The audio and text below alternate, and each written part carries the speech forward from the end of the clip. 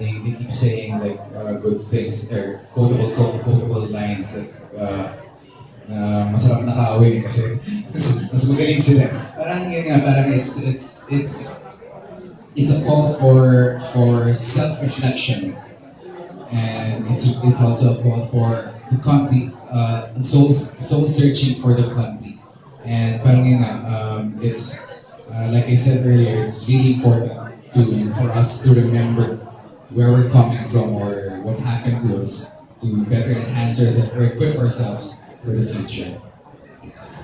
Thank you very much, Paulo. And a big hand once again, please, to GOYO ang Batang Heneral cast and of course the team. At this point, ladies and gentlemen, we will be entertaining more questions in just a bit. But for now, I'd like to invite our cast to already go. And everyone else at this point, I'd like to go, invite everyone to please go inside the cinema.